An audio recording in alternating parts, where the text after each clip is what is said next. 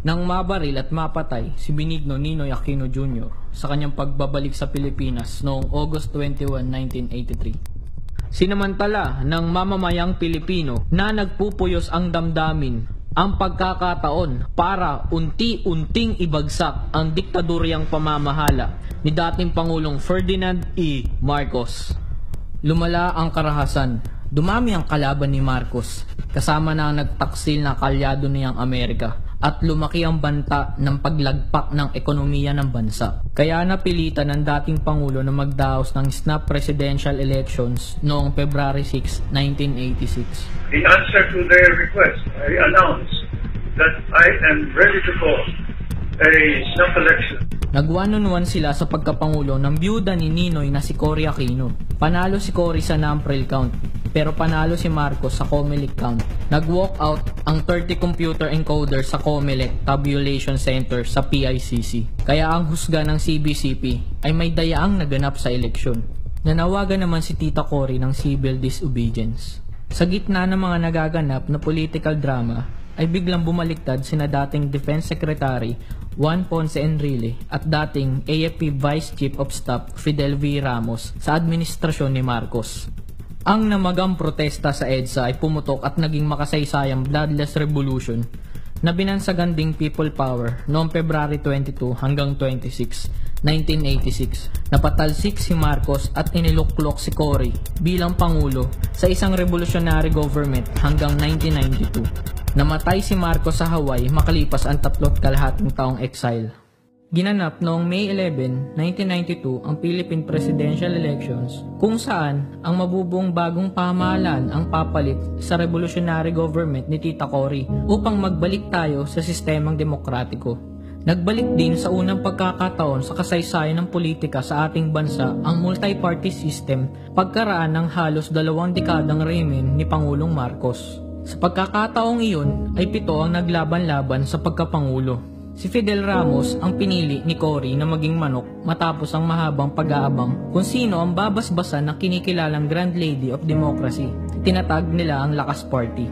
Kuwang-kuwa ni Cory at FBR ang simpatya ng tao bunga ng patuloy na pagbubunyi sa naging tagumpay ng EDSA Revolt. Maingay rin ang pangalan noon pa man ni Miriam Santiago na itinalaga ni Cory sa Bureau of Immigrations at sumikat sa mga kabataan at middle class. Marami ang nag-aakala na may tutuloy ng isang tulad niyang babae ang panunungkulang pagbaba ni Tita Cory sa pwesto.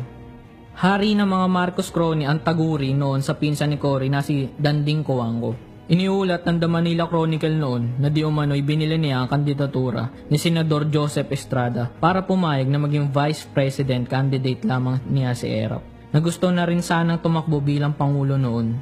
Malakas ang laban ng demokratikong Pilipino na ang manok ay ang Speaker of the House noon na si Ramon Mitra Jr. Masama ang loob ni Monching nang tumakbo noon dahil kapartido niya si Cory. Pero si Ramos ang inendorso nito kahit pa inaasahan ng buong partido ang suporta ng byuda ni Ninoy. Napakatatag pa noon ng kilosang bagong lipunan. Kaya hindi nagdalawang isip si Imelda Marcos na tumakbo rin dahil sa suporta ng partido ng namayapang asawa at ng mga tinaguriang Marcos loyalists. Ang isa sa mga pinakamatagal na kumakalaban sa diktatorya ng Senate President noon na si Jovito Salonga ay sumali rin sa ilalim ng Liberal Party. Ang botong no ni Salonga ang bumasag sa 11-all na tie sa botohan ng Senado kung mananatili pa ba ang US military bases sa Pilipinas o hindi na.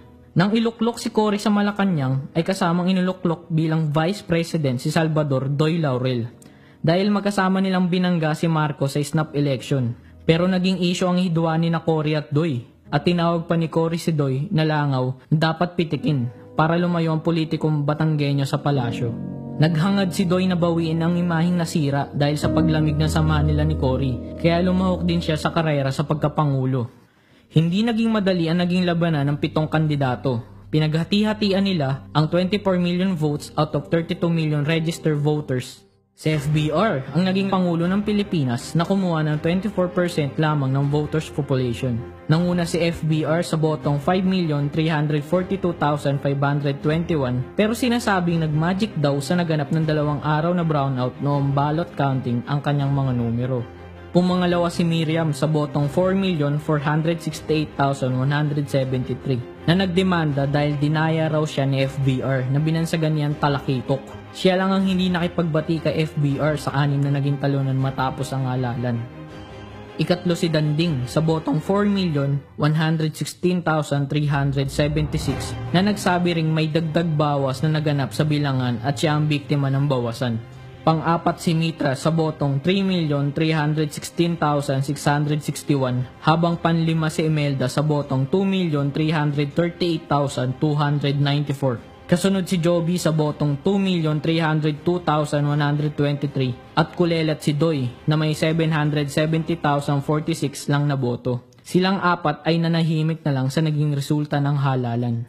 Nagbalik ang multi-party system sa bansa. Bumalik ang eleksyon na labo-labo at puro forma lang ang ginagawa ng mga kandidato. Pero nakakaligtaan ang mas mahalaga, konkreto at kumpletong plataporma na solusyon sana sa lahat ng problema ng ating bansa.